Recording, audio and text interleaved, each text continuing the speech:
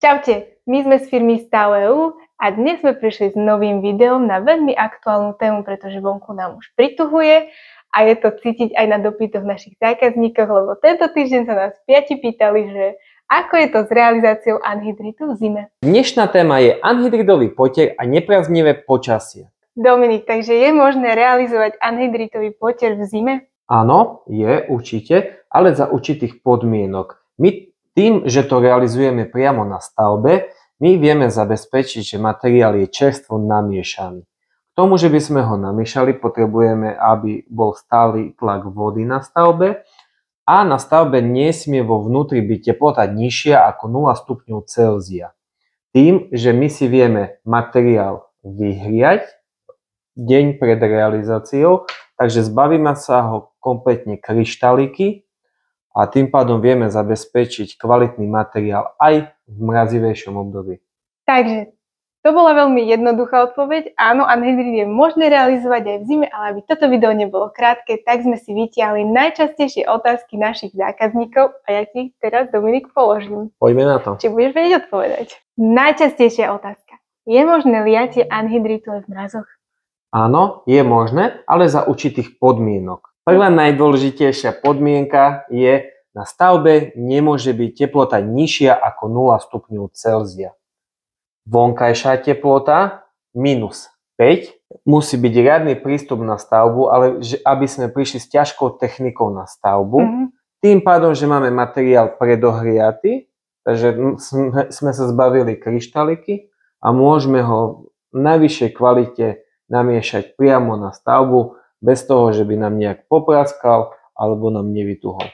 Ako si naši zákazníci majú zabezpečiť na stavbe teplotu nejakú? Keď vonku je zima, stavba ešte nie je vykurovaná, lebo podlahové kúrenie ešte nebolo zaliaté, tak ako tam docielime priamo na stavbe, aby tam bolo 0 a plus? Ono vo väčšine prípadov tie stavby, aj keď máme vonku minus 10 stupňov, málo kedy sa stane, že je tam pod nulou vo vnútri, lebo majú okna a vo väčšine prípadov už majú aj nejakú izoláciu na strope, takže tá stavba je viac menej homogénne uzatvorená pod strechou, takže ten mráz sa tam nedostane. Takže len málo kedy sa stane fakt, že stavba je vymrznutá aj zvnútra. A ak je vymrznutá? Tak vtedy určite nebudeme realizovať potier. A ak by zákazník trval na tom, aby sme mu proste to zrobili, určite to vieme zrobiť, ale by sme mu poskytli techniku na vyhriatie stavby. Takže my vieme zákazníkovi poskytnúť aj ohrievače, aj odvlhčovače. Ďalšia otázka. Pod akú vonkajšiu teplotu naozaj nejdete?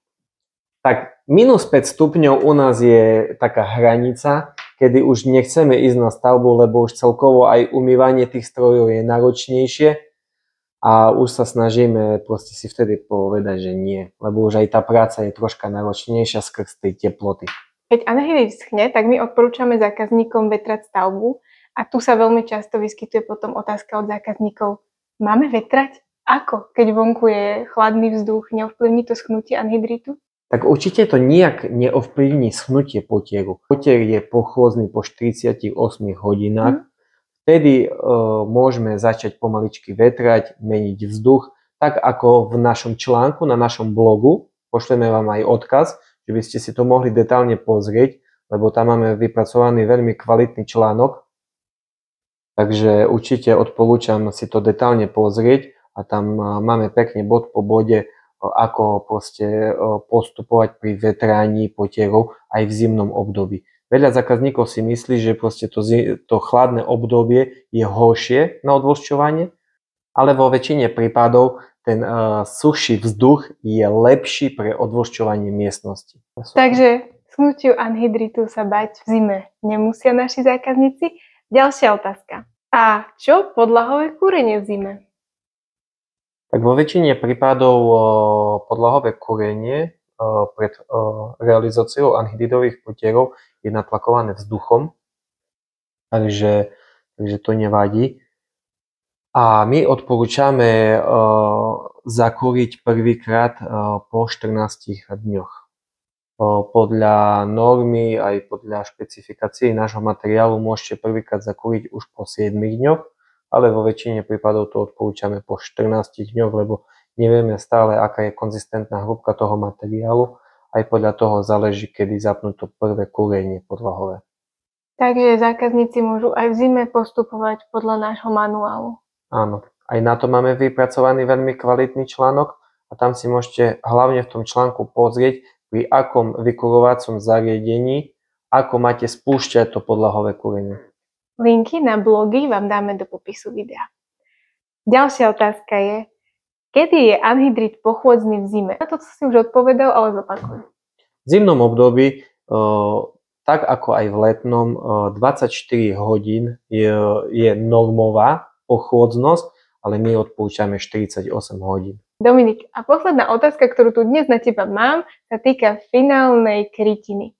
Ovplyvňuje zima nejako realizáciu podlah? Určite nie je to žiaden problém. Pokladať podlahu môžeme aj v zimnom období, ale za určitých podmienok. Musí byť prvé zmeraná zostatková vlhkosť potieru, tzv. TCM testom. Odporúčame, ak je tam podlahové kúrenie, aby bolo predtým aj spustené. A ak sú na to podmienky, tak určite netreba brzdiť výstavbu tým, že vonku je zima alebo je chladnejšie obdobie. Treba pokračovať ďalej vo výstavbe, ak sú na to podmienky na stavbu. Teraz si povedz, Dominik, máme nejaké vtipné príhody zo zimných realizácií? No tak zimné realizácie je to etapa sama o sebe. Vtedy troška trpí technika, ale my proste tú techniku sme tomu prispôsobili. A nebojíme sa tých zimných realizácií, ale môžem povedať takú jednu vtipnú, aj zároveň nebezpečnú skúsenosť v zimnom období. Realizovali sme potier na Kolšovej holi, úplne na vrchu, v jednom penzióne, v reštaurácii a proste bolo po kolena snehu a kto to pozná, ten úsek aj tú prijazdovú cestu, tak vie, že to nie je len tak tam prísť kamionmi. A nejak sme prispôsobili tú cestu tomu, že by sme sa dostali pred ten posledný úsek, jak sa išlo hore. A už potom sme nevedeli výjsť hore, tak prišiel jeden chlapík po našho šoféra, že proste on má veľký ratrak a to proste s tým ratrakom, keď ho proste uchytí a ho vyťahne hore, tak to proste úplne bude pohodička, Tak proste sme prišli, sme zapojili lána a sme sa proste, jak sa pohol s tým ratrákom, tak proste úplne aj celý ratrak, aj celý kamión už proste išli proste už by spadli z cesty do kopca medzi stromy, len šofér vyskočil, šikovný, vyskočil z kamiónu a podložil kamión s takým kolom dreveným, čo mal nachystaný, že ak by ho šmykalo, tak posledná záchrana. Tak vtedy proste sme fakt skoro zrobili veľkú škodu aj na ratraku, aj na našom kamióne. A hovorím, že nie je to fakt sranda v tom zimnom období, kedy sú fakt neupravené cesty a kopce. My máme 40-tonovú súpravu a hovorím, že je to niekedy aj vtipné, aj niekedy aj nebezpečné, ale proste nebojíme sa výzvy. Ja si myslím, že nikto by sa nenašiel na východnom Slovensku a možno aj na Slovensku, kto by vyšplhal svoje kamiony v najvyššej sezóne pred Vianocami na Kolšovú holu. Takže určite sa toho nebojíme a zvládame výzvy, ale hovorím, všetky také príhody, čo máme, sú hlavne vtedy, kedy cesty nie sú prispôsobené tomu, že by proste prišiel ten kamión na tú stavbu. A vtedy už musíme vyťahnuť šperhaky, haky, reťaze a proste ak chceme tu dostať technológiu na stavbu, my ju dostaneme. Len je dobre, keď nám zákazníci nejak tie podmienky pripravia. Ale tú Kolšovku ste dali, nie? Nakoniec. Dali sme ju, dostali sme tam 2 kamióny úspešne, vďaka našim šikovným šoférom aj technológii, ktorú mal zákazník. Verím, že nemá každý ratrak pred stavbou, ale ten zákazník mal, takže to bolo také, dosť také zaujímavé, ale tou technológiou fakt, čo miešame materiál priamo na mieste, vieme eliminovať to.